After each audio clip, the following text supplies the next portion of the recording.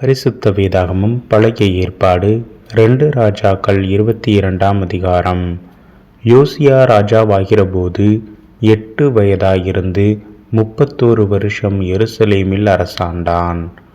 போஸ்காத் ஊரான் ஆகிய அதாயாவின் குமாரத்தியான அவன் தாயின் பேர் எதிதாள். அவன் கர்த்தரின் பார்வைக்கு செம்மையானதை செய்து தன் தகப்பனாகிய தாவீதின் வழியிலெல்லாம் வலது இடதுபுறம் விலகாமல் நடந்தான். ராஜாவாகிய யோசியாவின் 18ஆம் வருஷத்திலே ராஜா மெசுல்லாமின் குமாரனாகிய அத்சலியாவின் மகன் சாப்பான் என்னும் சம்பிரதியை கர்த்தரின் ஆலயத்துக்கு அனுப்பி, நீ பிரதான ஆசாரியனாகிய இல்க்கியாவினிடத்தில் போய் கர்த்தருடைய ஆலயத்துக்கு கொண்டு வரப்பட்டதும் வாசல் காக்கிறவர்கள் ஜனத்தின் கையிலே வாங்கப்பட்டதுமான பணத்தை அவன் தொகை பார்த்து, பிற்பாடு அவர்கள் அதை கர்த்தருடைய ஆலயத்தின் வேலையை விசாரிக்கிறவர்கள் கையிலே கொடுத்து, அவர்கள் அதை கர்த்தரின் ஆலயத்தை பழுது பார்க்கிறதற்காக அதில் இருக்கிற வேலைக்காரராகிய தச்சருக்கும் சிற்பாசாரிகளுக்கும் கொற்றருக்கும் ஆலயத்தை பழுது பார்க்கும்படி வேண்டிய மரங்களையும் வெட்டின கற்களையும் வாங்குகிறதற்கும் செலவழிக்க வேண்டும். ஆகிலும் அந்த பணத்தை தங்கள் கையில் ஒப்புவித்து கொள்ளுகிறவர்களோ காரியத்தை உண்மையாய் நடப்பிக்கிறபடியினால் அவர்களிடத்தில் அதன் காணிக்கை கேட்க வேண்டியதில்லை என்று சொல் என்றான்.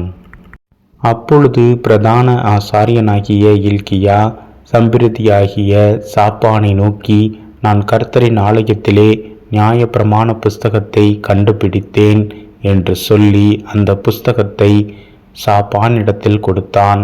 அவன் அதை வாசித்தான்.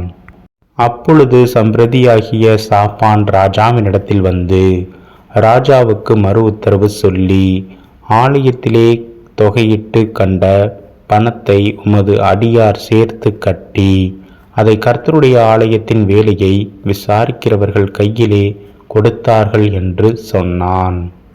சம்பிரதியாகிய சாப்பான் பின்னையும் ராஜாவை நோக்கி, ஆசாரியனாகிய இல்க்கியா என்னிடத்தில் ஒரு புஸ்தகத்தை கொடுத்தான் என்று அறிவித்து அதை ராஜாவுக்கு முன்பாக வாசித்தான். ராஜா நியாயப்பிரமாண புஸ்தகத்தின் வார்த்தைகளை கேட்டபோது தன் வஸ்திரங்களை கிழித்து கொண்டு ஆசாரியனாகிய இல்க்கியாவுக்கும் சாப்பானின் குமாரனாகிய அக்கீகாமுக்கும் மிகாயாவின் குமாரனாகிய அக்போருக்கும் சம்பிரதியாகிய சாப்பானுக்கும் ராஜாவின் ஊழியக்காரனாகிய அசாயாவுக்கும் ராஜா கட்டளையிட்டது, கண்டெடுக்கப்பட்ட இந்த புஸ்தகத்தின் வார்த்தைகளின் நிமித்தம் நீங்கள் போய் எனக்காகவும் ஜனத்திற்காகவும் யூதா வனத்திற்காகவும் கர்த்தரிடத்தில் விசாரியுங்கள். நமக்காக எழுதியிருக்கிற எல்லாவற்றின்படியேயும் செய்ய நம்முடைய பிதாக்கள் இந்த புஸ்தகத்தின் வார்த்தைகளுக்கு செவி கொடாதபடியினால் நம்மேல் பற்றி எறிந்த கர்த்தருடைய உக்கிரம் பெரியது என்றான்.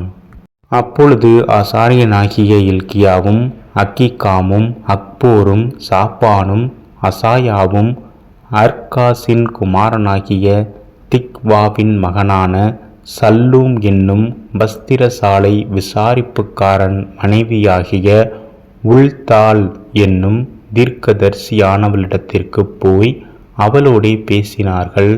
அவள் எருசலேமின் 2ஆம் வகுப்பிலே குடியிருந்தாள்.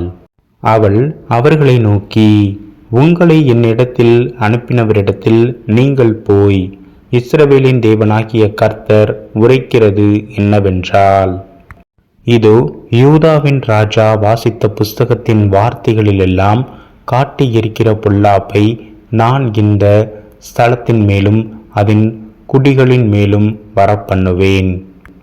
அவர்கள் என்னை விட்டு தங்கள் கைகளின் கிரியைகள் எல்லாவற்றிலும் எனக்கு கோபம் உண்டாக்க வேறே தேவர்களுக்கு தூபம் காட்டினபடியினால் என் உக்கிரம் இந்த ஸ்தலத்தின் மேல் பற்றி எரியும்.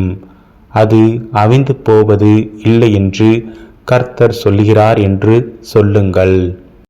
கர்த்தரிடத்தில் விசாரிக்கிறதற்கு உங்களை அனுப்பின யூதாவின் ராஜாவினிடத்தில் நீங்கள் போய், நீர் கேட்ட வார்த்தையை குறித்து இஸ்ரவேலின் தேவனாகிய கர்த்தர் சொல்லுகிறது என்னவென்றால், நான் இந்த ஸ்தலத்திற்கும் அதன் குடிகளுக்கும் விரோதமாக அவர்கள் பாலும் சாபமும் ஆவார்கள் என்று சொன்னதை நீ கேட்டபோது உன் இருதயம் இளகி நீ கர்த்தருக்கு முன்பாக உன்னை தாழ்த்தி உன் வஸ்திரங்களை கிழித்து கொண்டு எனக்கு முன்பாக அழுதபடியினால் நானும் உன் விண்ணப்பத்தை கேட்டேன்.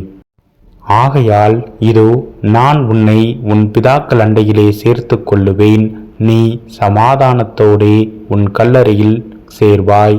நான் இந்த ஸ்தலத்தின் மேல் வரப்பண்ணும் சகல பொல்லாப்பையும் உன் கண்கள் காண்பதில்லை என்று கர்த்தர் சொல்லுகிறார் என்பதை சொல்லுங்கள் என்றாள். இந்த மறு உத்தரவை அவர்கள் போய் ராஜாவுக்கு சொன்னார்கள்.